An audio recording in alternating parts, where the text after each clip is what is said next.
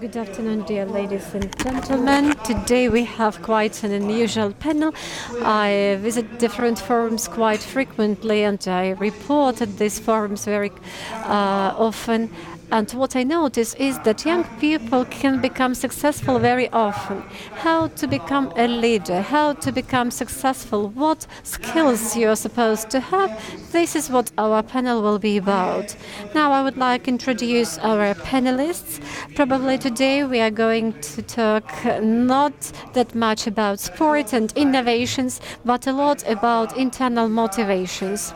I would like to introduce the undisputed cruiserweight champion, Ukrainian professional boxer Oleksandr Usyk. My partner says that when I see Oleksandr Usyk winning a fight and taking Ukrainian flag on the ring, I would like to kiss a TV box. So thank you very much, Oleksandr, for joining us. And our second panelist is also very interesting because he's the founder of startup worth $1.5 billion. And I was just thinking that probably I myself should be the founder of such startup. And I remember how we were traveling to my grandmother with my mother by train half the way, and another half the way was covered by car. And it was for 10 years. But such unusual and unordinary business could be set up by a leader with great skills and great qualities. I would like to introduce Nicolas Brusson, who is co-founder and CEO of BlaBlaCar. We really have lots of questions, but I would like to start from childhood period. We know that up to 7 years old, the children develop their basic skills, and later the skills are honed. Alexander, the question is to you. Probably you would like to provide some personal examples. What key skills were brought up in you by parents or by your friends that made you such a successful person? Good afternoon, dear ladies and gentlemen. Thank you for invitation. I'm really pleased to attend such a forum, and it is for the first time for me. It is my first experience of attending these kind of forums. What I remember from my childhood, I remember my father telling me, if you want to achieve something in life, you should get to the final point. So if you set up and go, for instance, to climb a tree, to the top of the tree, you should climb that tree, despite all the efforts and time and strength and skills you should have. Unfortunately, my father is not alive anymore, but actually he was the one that honed that skills in me. If I started doing something, I will bring it till the end. I will be crying, I will be indignant with the world about myself, but I will reach my goal, I will achieve my goal. And this is the way I live, this is the way I do it, not only in sports, but in life in general. There is the list. For instance, if you go to any competition, there is the participant card or participant questionnaire. And when I was a kid, I just imagined how I would go to any competition, how I would be fighting for a different world championship. I was thinking about big boxer school like Ukraine, Russia, Kazakhstan, Azerbaijan, and I was just imagining that I have the first fight with a Kazakh, with a champion from Kazakhstan, and I win that fight. And in the participation questionnaire or card, I put down who I was, not who I was supposed to be, but I was writing an Olympic champion, Beijing 2008, and I was writing this as far back as 2004 and 2005. I participated in those Olympic Games, but I didn't become a winner at that time, and I understood why. Because I was probably not working hard enough to win these games. I was mistaken because probably I underestimated my rival, my competitor. And I thought that just being present, just fighting in the Olympic Games was already a victory for me. But later I analyzed the situation. I probably rejected everything in my career trying to prepare for the next Olympic Games. I stopped communicating with many people. I made my circle of communication very narrow. And lots of people were telling me, probably you have become too proud of yourself or you have become too vain. No, it was not the case. I had my goal. I tried to communicate only with very narrow circle of people. And I had a number of fights, a number of matches to stand. And up till now, I have this feeling of going to your goal. If I fail something, it is not a loss. It is not the final point. You have to analyze what your failure was about, and you have to analyze the situation correctly. Thank you, Alexander. Am I right to understand you that in childhood you already managed to see your goal? Once I told my parents that I don't want to go to the plant every day.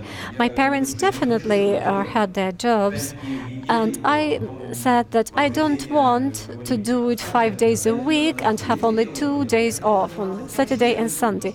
I wanted to do something I loved. I wanted to do something that was enjoyable for me. This is something I do now. I am in sport. I'm communicating with people. I'm traveling all over the world, and that is part of my goal. Nicolas, the question is to you. You are a successful person. You are a leader. What skills your parents gave to you, or probably you learned certain skills that make you more and more successful? So it's impressive to be next to a professional boxer. For me, it's interesting because I think you have two types of entrepreneur. You have some entrepreneurs that actually grew up with entrepreneurship because their parents were entrepreneur and they had a company and they used to taking a risk. And in my case, it was not at all the case. So my dad is a teacher and my mom was a doctor. And those are jobs you take for life. Right? So if you start as a teacher, you become a civil servant and you're going to be a teacher probably all your life. And if you start as a doctor, you're probably going to be a doctor all your life. And what's interesting is when you start like a journey working for startups and creating your companies, initially your parents are a bit puzzled because for me, they really pushed education. So they thought like, okay, the only way is to get like good degrees and good education so that then you can get a job and then you stay within a job and you have a good salary and you have a pretty stable life. And so my parents really pushed education, but when I started to move to the US and work in startup in Silicon Valley, it was very hard for them to understand because they thought like, okay, what have we done wrong? Like now he has a good degree and now he's working for these companies that go up and down and lay off people and go under and da-da-da. The beginning of the journey, when you start companies, you become entrepreneur, is pretty difficult when you look at your parents, because initially they don't understand. They don't understand what you're doing. They'd like you to probably take like a more classical path, and in a way you take like a much riskier path, and it's hard to explain. And to some extent, you have the same thing with your friends. When I remember with, especially with Fred and Francis, my co-founders, at the beginning of BlaBlaCar, people did not understand why we were pushing for BlaBlaCar because people did not believe in the concept. So 10, 12 years ago, I remember in business school, so Fred and I were actually pitching for the first time the concept of BlaBlaCar, and we had like a big panel of judges, and people told us like, it's never going to work, guys. You have good degrees, get a job, and stop right now. And I remember like one guy said, if you get like 100,000 people using your service in France, it's a miracle. Today we have 15 million people using the service in France, and we have 65 million people using the service on a global scale, and we have 4 million here in Ukraine. So at the beginning, it's pretty hard because you're being judged, and I think the hardest part is actually your parents they love you and they push you and they give you education and so on, and they don't understand why you start companies that you feel like something that's going to be useless. And then over time, if it works, then they become very proud. So. Спасибо. Thank you very much.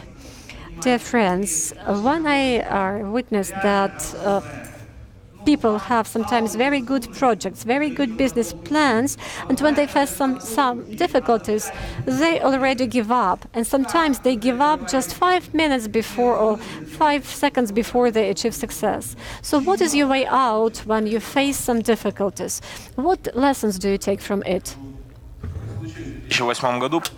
I remember the year 2008, after Olympic Games, when I came home, and I said that probably the judges were to blame, they were not objective.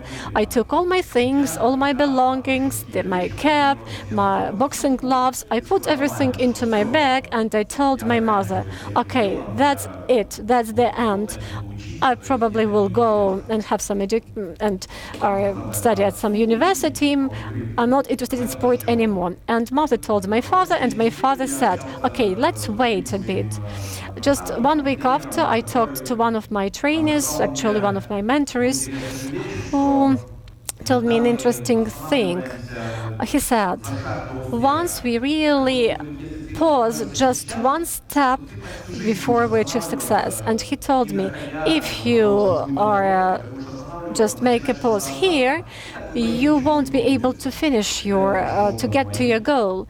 And then I came home, I asked my mother, where is my bag? And my mother answered, okay, but you said that was the end, that was the final point. And then I answered, no, I made a mistake while saying that it was the end. I want to have my bag back and I'm going to the gym. And I continued what I was doing, and thanks God, you know what happened. Alexander, we are really happy that you continued your way and you achieved your goal. Nicolas, the same question is to you. Your company is very famous. It's really worth a lot in the stock exchange. And lots of people probably might think it was very easy, but I think you also faced lots of difficulties and challenges that you were able to overcome. So could you share your experience? How did you manage to overcome these challenges?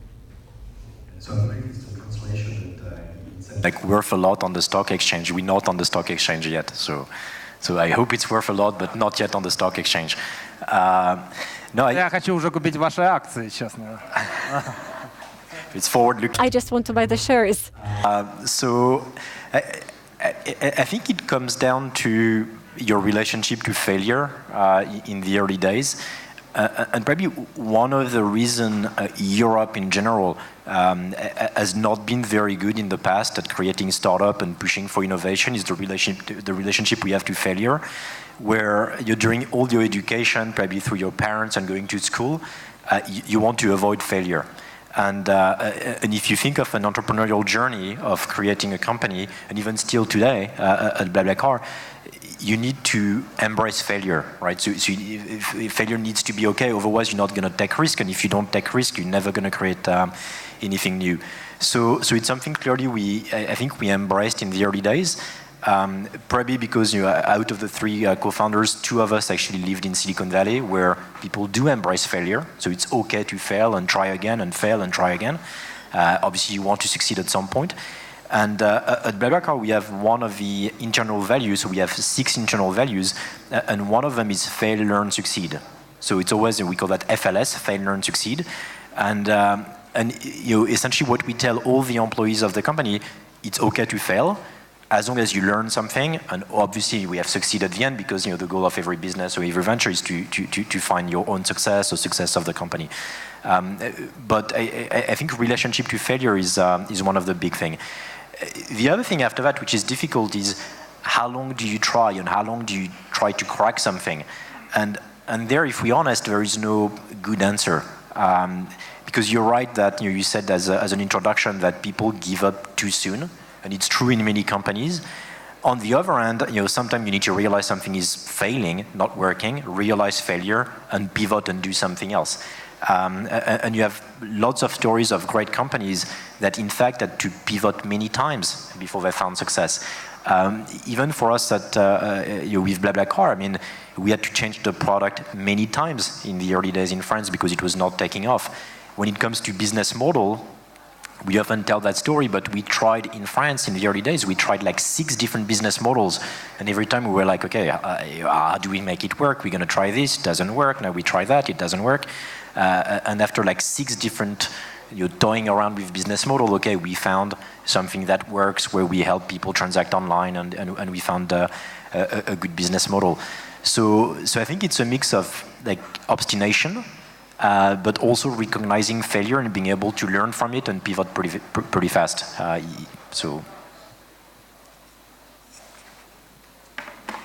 Я поддержу Николя. I would support Nicolas. Unfortunately, there is a difference in between the culture in Ukraine and France. If you fail in Ukraine, then you're a loser.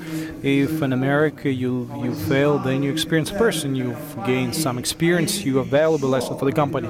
And if you failed again, then you are an indispensable. Everybody wants to employ you. And, well, I mean, if you don't repeat the same mistake twice, which is not welcome by anyone.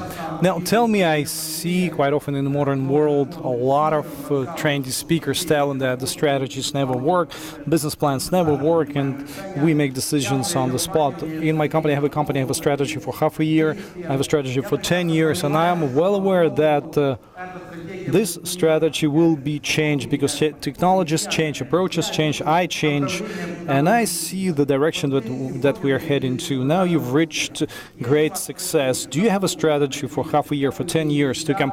What do you see you will be in the future? Alexander, will you tell us? Well, 10 years, I would say no. I'm not going to be boxing for 10 more years. I would like to I don't want to be boxing for 10 more years, but if the Lord Almighty give me the strength to do it, I will. And definitely there's a strategy, there's a plan to all the things that have got to be done. What you've been saying, that every rival, every adversary, we modify this plan because this can be a right-handed or left-handed boxer that I have to box with, maybe an aggressive boxer or counter-attack boxer. We change our strategy, we change the preparation technique, we modify certain things, but all through the preparatory time, what I've been doing, that's a professional boxing, not amateur boxing. We do one and the same thing time and again, to a great or to lesser extent. We try to make it bigger to have the result. If we stop, then a guy from over the seas will do more of it and will win. I have 30 seconds, to give an example. I have 30 seconds. Over the period of 30 seconds, I have to do 18 repetitions. And my coach, in second 20, starts the countdown. So 9, 8, 7, 6. And out of the 10 guys, 8 when there's a countdown, when he or she hears 7, 8, the person simply stops during the repetition. 2 people will continue until the countdown reaches time. So in 2 seconds you can do 3 to 4 repetitions of the same exercise. Although 3 to 4 seconds is the plus, and then you have a lot of plus, big advantage. So if you subtract those seconds, you lose, and you will lose.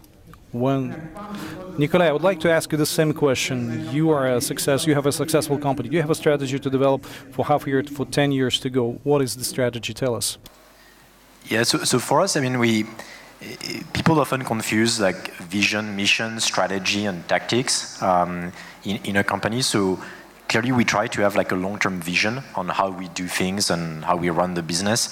So for us, like the thing that we share internally is we bring freedom, we bring fairness, and we bring fraternity to the world of travel. So that's really like the vision we want to bring and the way we do things.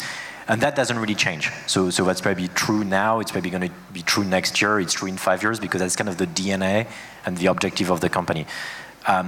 When it comes to strategy, you need to adapt your strategy pretty quickly, but you still need to define like something for probably like I would say 2 to 5 years as a strategy, because otherwise you don't really know where you're going.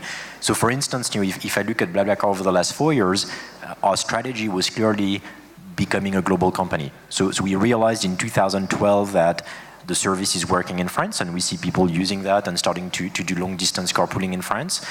And then we looked around and we realized that, okay, no one is really doing, or almost no one is doing what we do all over Europe and even outside of Europe.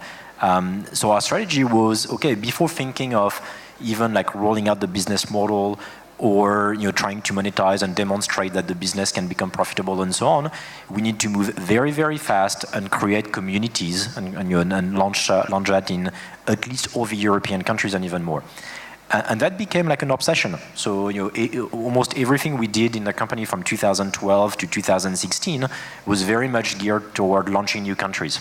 So we went from 1 country to 22 countries between 2012 essentially and 2016, and that's how we launched Ukraine in 2014 essentially, and started to really push in Ukraine in 2016. After that, if you look at that with a microscope, of course we changed the product. You realize that every country is different culturally, payment systems are different, like the appetite to the product is different, so you need to apply different tactics to adapt. And today we're entering like a new phase in terms of strategy, where essentially our goal is to become the go-to place for road travel. So for intercity road travel, we want like BlaBlaCar to be top of mind as the place I want to go to if I want to move from point A to point B. And now what we do is we think like, okay, how do we offer more and more things to passengers and drivers so that we attract more and more demand, and BlaBlaCar becomes the go-to place online to book travel between cities. And we're entering this new phase, but it doesn't really tell you how you're going to do it. How is tactics, right? And then you adapt, because sometimes you have new technology, new competitors, new regulation. You need to monetize. You need to implement a new business model, because the business model of country 1 doesn't work in country number 2. And that's why you need like smart people on the ground in every market to just adapt and navigate. But I think it's important to still have like maybe like a 2-3 year plan in terms of strategy. I'm not talking about detailed financial plan, but like a vision of your strategy, and then you need like an overall mission that drives people. Thank you very much, and I would like to ask the final question, and then we will be ready to answer questions if you have any. Tell us, dear speakers. Now, what if every leader has got lots of different skills, but tell us a skill that you have got. For example, if I were to speak about myself, 5 years ago, 6 years ago, we decided to launch the Kyiv International Investment Forum. It took us 2 years. Well, it was following the 2013 events, but we never gave up. We did our best in order to improve our forum, add new panels for discussion, and today this is quite a successful platform, and we're developing, and we hope that next year's edition will be even better. In 2 years' time, edition will be even better. So my skill is the persistence. Despite the fact that the initial 2 years were not that good, we never quit, we moved on, and we're moving on. Tell us about a skill of yours and give us an example. I'm an astronaut. When I have to speak, it's difficult for me. When I run and I speak and I laugh and I tell her that it's weaker, that it will not kill me, and I'm definite about it. People looking at me and they say, "Hey, what are you looking at?" I say, "I don't know." "What do you mean? Like, what are you looking at?" No, we don't see that. This is, well, I talking.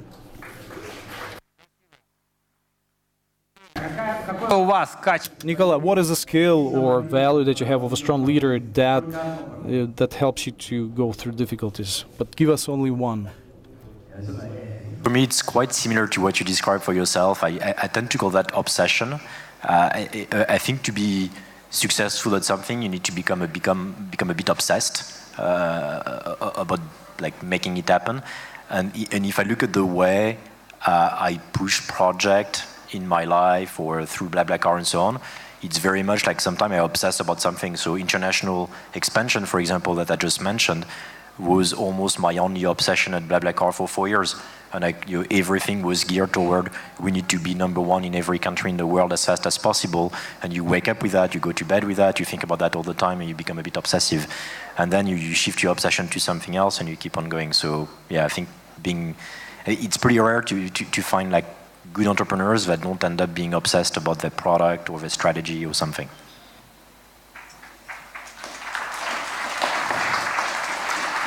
правильно понимаю, Do I understand you that you've got to be involved 24/7? And I will give you a piece of advice. If you'd like to be a leader, you would like to please be persistent, fight problems, and be engaged.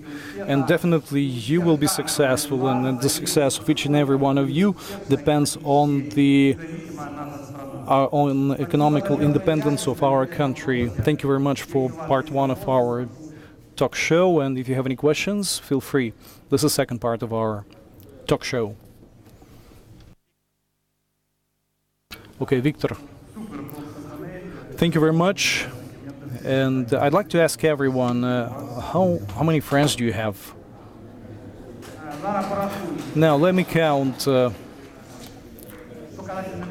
Well, I'd like to tell you that I like partnership. I think partnership is one of my best qualities. How many businesses? In all the businesses I have partners, and as years go by, these partners become my friends. And I think I have 100 friends. Yes, I have close friends, of which there are 3 or 4, the ones that I see more often, but they are not always my business partners. I have some friends from my childhood, but in the modern world, you need to be looking for partners, and the partners, if these are honest, decent people, strong partners, as time goes by, they will transform into friends, which will enable you to develop your business even more.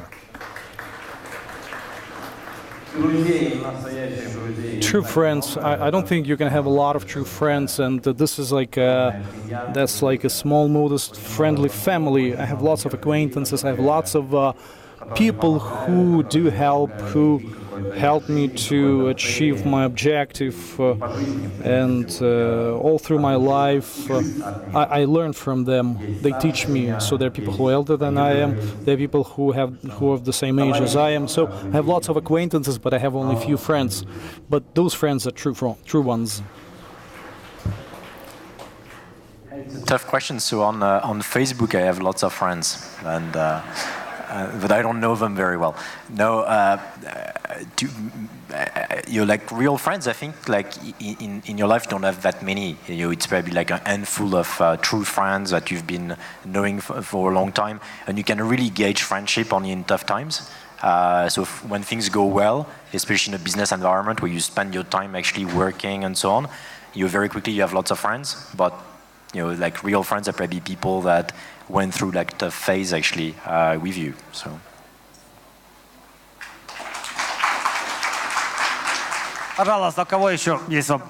Does anybody have more questions? Thank you very much, and thank you very much for your speeches. And tell us, why do you want to be leaders? You lead a lot of people, you have lots of business partners, you have lots of friends who support you. What is the objective? What is the world that you lead the people who are behind you to? So once I've been talking about this, if, for example, if there's a boy of 12, 13, 15 years of age, 35, 50 years of age, he's happy with what I'm doing. This is why I'm doing that. If somebody is happy with what I'm doing, that's why I'm doing it. So one thing I often describe is, for me, it's more like when I wake up in the morning, am I happy to go to work, which I don't even consider work because it's your company. And so far, if I look at I've been working for like 18 years, I think almost never I woke up in the morning feeling like, and if that's the case, I want to change. And so far with BlaBlaCar, I think every day or every week when I went to work, I was excited about the future, I was optimistic about the future. It does not mean it's easy or you're not fighting every day, but like every day I feel we're still at the very beginning of the adventure.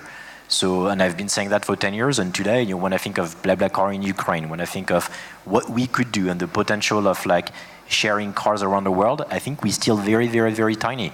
So as long as you believe you're still at the beginning of the journey and the adventure is not over, and you wake up every morning and you're pretty excited, I don't even think you lead people, you just like keep on bringing some energy on the table, other people follow you, and then they bring more energy and more people follow, and that's how you create a company.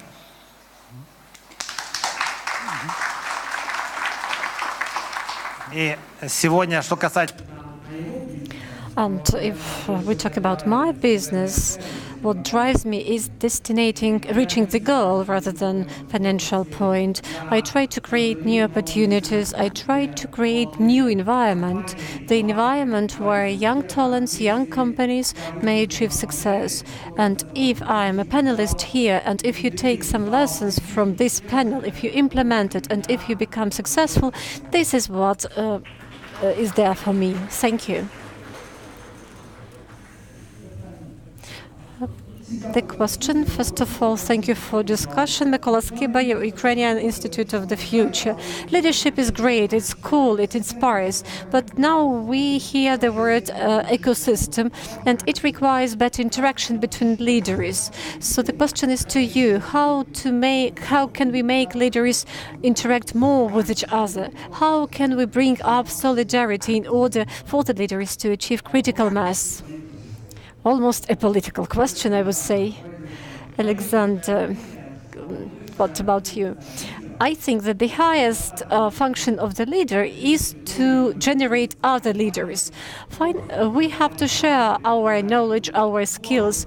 We have to establish teams that probably at a certain period of time will be stronger and more professional than we. This is probably the highest goal for the leader. What we have learned to do is to build up.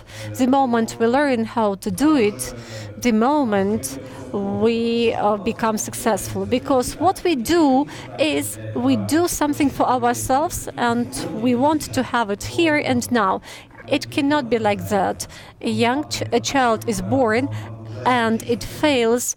When he or she is starting learning to walk, he falls down a lot. So just imagine this child saying, okay, I'm not going to learn to walk anymore. So when two leaders meet, they have to do something together, they have to interact, and as a result, they will come up with something big. And if each of them builds something for himself or herself, then it will be not very good. Like bees, we have to work like bees.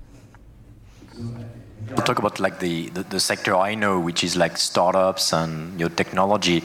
I think what's key is to demonstrate like success, and then people reinvest in the ecosystem, and you have a bit of a snowball effect taking place.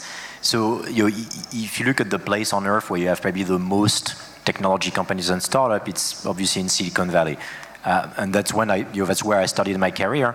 And there you're surrounded by examples of entrepreneurs that have done it and have built amazing companies. So you just drive down 101 and you see the Apple campus, you see Oracle, you see Cisco, you see Google.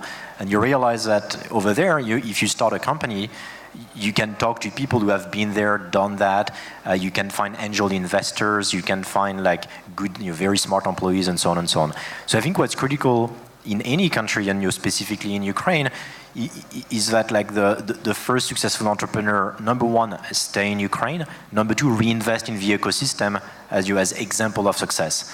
And this example of success is very interesting, because even when you look at France, when we started BlaBlaCar, which was 10 years ago, you didn't have that many French startups that were successful at that time.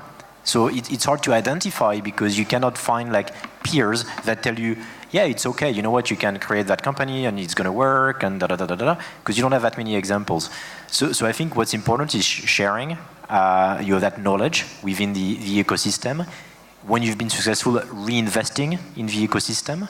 And then over time, and again, I was saying on the panel earlier this morning, it takes time to build an ecosystem. But over time, if successful people share and reinvest in the ecosystem, you do create the ecosystem.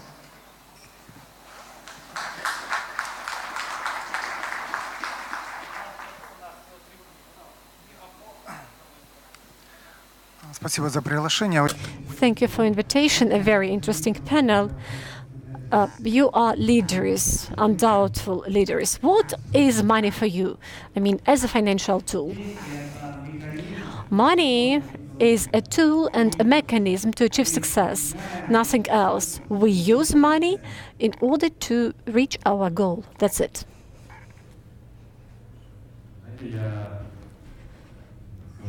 I would say like that. Money is a good serviceman, but a bad master. So you should not think about profits, exclusively about profits. If you think like that, you already lost.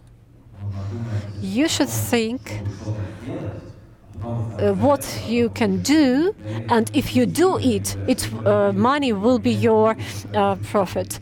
And when I was going to Olympic Games, my motivation was to become an Olympic champion. And somebody asked me, what about money? And I said, okay, if I become an Olympic champion, probably I will get some financial reward.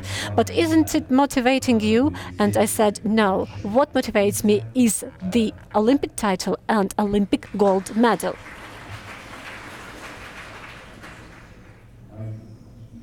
Again, like talking about what I know about startups, money is very much an enabler. So to some extent, like you need to raise funds, typically from venture capitalists, to grow your business. And it matters because it's a race. So it's a race against different companies from different countries that you realize that XYZ sector is very interesting and you're not the only entrepreneur. So you cannot be naive and you need to raise money to accelerate and build your product and expand your company pretty fast. So to me, it's mostly like an enabler. The other thing that we need to realize, it becomes also like a measurement of success within especially the startup ecosystem, and whether we like it or not. And today we see like lots of the media, for example, would say, oh, XYZ company is a unicorn, and a unicorn in startup language is a company worth more than $1 billion. If you think of it, it's almost irrelevant whether you're worth 1.1 or 0.9. Frankly, it's about the same. But there is this fantasy of like, okay, you need to become a unicorn and people list unicorn. I don't know if it's a good thing or a bad thing. I think most companies thrive to be worth more than $1 billion. But at the end of the day, I think when you build a company, money is an enabler. Like you should really think of money as the enabler for growth, the enabler for success.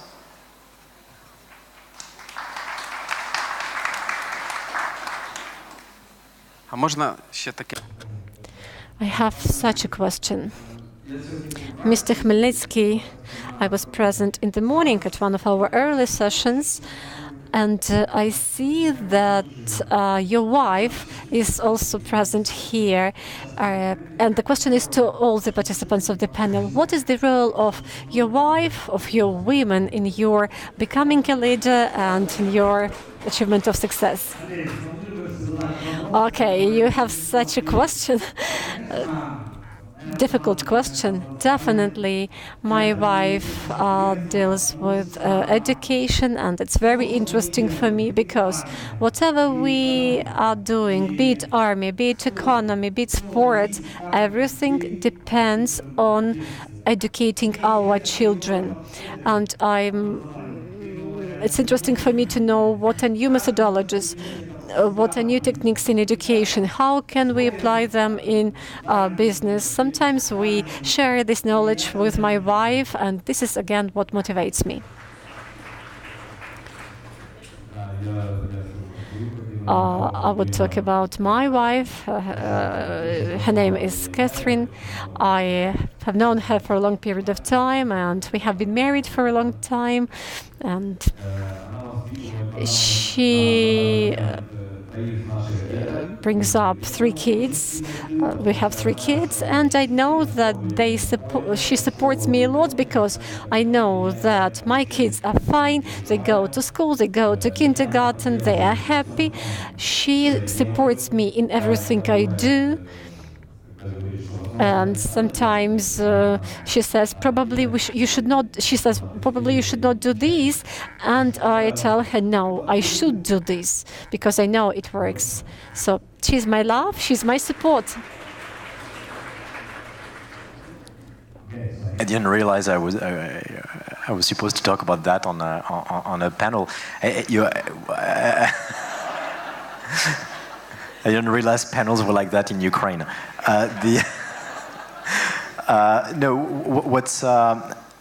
I guess what's interesting is when you have like a very entrepreneurial life, and as I was saying, like you become obsessed about your company and your product and so on, you end up working a lot or dedicating lots of time. So for me and my couple, what was key essentially was to recognize that I can follow my passion and my wife can follow her passion, and then we still find some time to spend some time together and with the kid.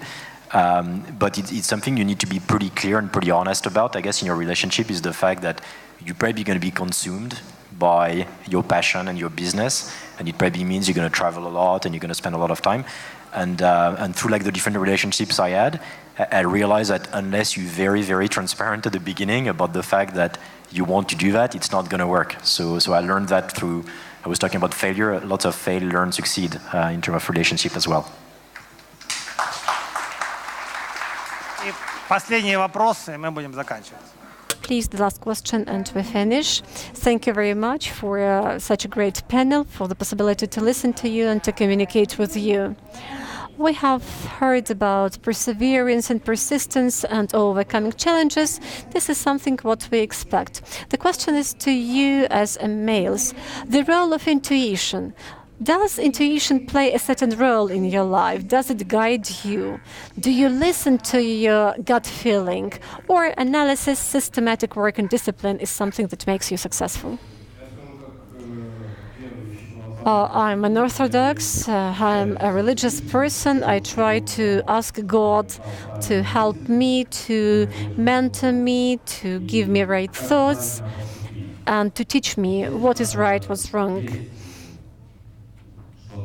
Certainly, there is something about gut feeling, or when you feel that this way is better than the other one.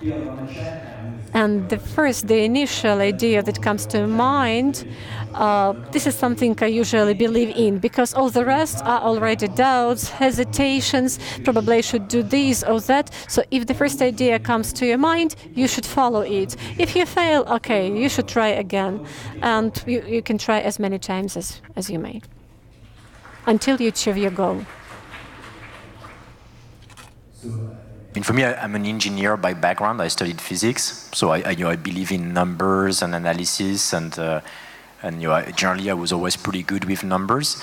Having said that, very, very often when you look at the way you take decision, intuition plays a massive part in your decision, and sometimes you just backward engineer your intuition with numbers. And sometimes engineers are very good at that, actually. Sometimes you base your decision on intuition and then you convince people with numbers, but at the beginning it was very much an intuition. So the thing I've seen, and I try to develop, and I see typically in successful people or successful entrepreneurs, it's something I call pattern recognition. So it's people who've been in several situations or experiences, and they do lots of analogy. So they realize that, okay, that's something they've seen before in another company, or that's something they've seen before in their life. And they develop, I would say, what I call your guided intuition or analytical intuition, where in your back of your mind, you have so many patterns and examples that you realize that a new situation is not completely new, and you can use lots of past experience or things you've read or things you've seen or things you've heard or that other people shared with you or that some mentors actually help you figure out, and it's going to help you in your decision making. So I think one of the key actually of lots of successful people is pattern recognition, and to some extent I think it also applies in sport. If you think of whether it's, I don't know, boxing, or if you watch tennis, I would say the good tennis players, guys like Nadal or Federer, are probably pretty good at knowing where the ball is likely to come or where they should put the ball. And it's not just pure intuition. I think it's just pattern recognition, because they've been in that situation over and over again, and hence they know how to react to the new situation, which is not completely new.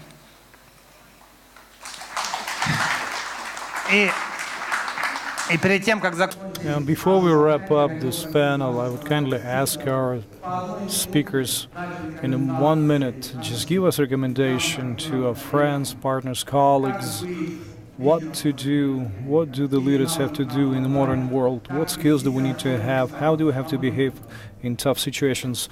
Please do not exceed 1 minute's time. I think that you don't have to rush into conclusion when choosing something, and don't rush, don't jump into without thinking. You need to be waiting, pensive about everything. At least I try to do it. I don't always succeed in that, but I try to think before shooting, so to say. And if you've got an objective, you will definitely have to attain it, reach it. If at the same time you have one more objective parallel to the first one, you'll get dissipated among the two objectives. You need clearly understand where you're heading to, why you're heading there to, and why you need to head for that objective. If it's so simple, well, things are not that simple. You need to put a lot of effort, energy into attaining your objective. I told myself once that it's not that I want. I will be absolute world champion, and it took me 5 years, gradually, step by step. A lot of people told me you will never do that. Even when I was training, I was told, don't box, go train. My geography teacher told me that I was a stupid boy, I was a stupid, bad student. But there's nothing I could tell her back. I was simply getting mad, but I told myself I will prove that your ideas were wrong. Probably she was mad at me because I was misbehaving at a certain point, my geography teacher. I'm 31 now, and all through my life I've been overcoming difficulties, bottlenecks, and I do like it. I really enjoy it. And when you have a tough work to do, and in the audience they're friends of my team, and they go to the training camp with me, and we've been there for 45 days now. So some of them set as subjective. Before the forum, I had been doing them psychological tasks. You need to count, you need to call out certain words, but at a certain moment I told them I'm quitting. I don't want to do those, simply to make them mad. But they and I know that I will accomplish those tasks. If I don't, I will make a step back. But my opponent will make a step ahead. Or you can stand still, but stand still only to kickstart 2 steps ahead, but never sitting back, never going back. I'm a sportsman, I'm a boxer, and I'd like to tell you, make a step sideways, but never step back. Make a step to the side, to the left, to the right, but just keep on going, move ahead, never back down. Maybe I'll start with a remark, but I think we live in a very interesting time in a sense that your internet started about 20 years ago, and there's been like slow start, ups and downs, and so on. But if you look at the role of technology now, I think we're still at the very beginning of a revolution in terms of like technology, AI, automation, and so on and so on. And I think for lots of people, especially lots of young people, there is like a massive open field actually to create new things. And I think the pace of innovation, pace of growth, pace of technology is only increasing. So I often say like to the new generation, if you have an idea, if you want to build a company, be an entrepreneur, now is the time. It's probably the best time in the last 20 years actually to start a company from many perspectives. On the maybe more personal note, I think it's key for most people to define a vision for yourself. The same way you define a vision for a company, you just define a vision of like what you want to be, whether it's like the world champion or great entrepreneur or something else, or a politician, or I don't know. Define that, and then along the way, you'll find lots of people, because it's much easier, telling you why it's not going to work. Like most people will tell you why something is not going to work. They rarely tell you why something is going to work. Don't listen to naysayers, essentially, and just like keep on moving. So whether you go side or in front, but don't step back, as you were saying, because it's very easy. So most people surrounding you, when you want to do something new, will find like lots of reasons why you should not do it. So listen to your internal engine and just do it.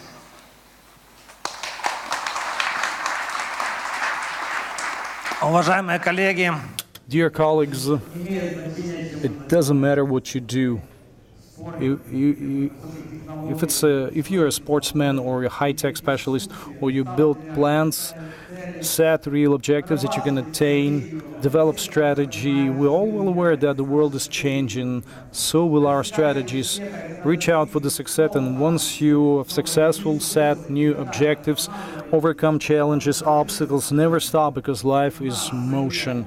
And in our country has got great people, great opportunities, so let's move together along the path of success. Thank you very much. Best of luck to you. Thank you. Thank you. I'd like to express my gratitude to our participants. Oleksandr Usyk, who is with us, the boxing champion, and Nicolas Brusson, the owner of the BlaBlaCar and the co-founder and the CEO of the BlaBlaCar.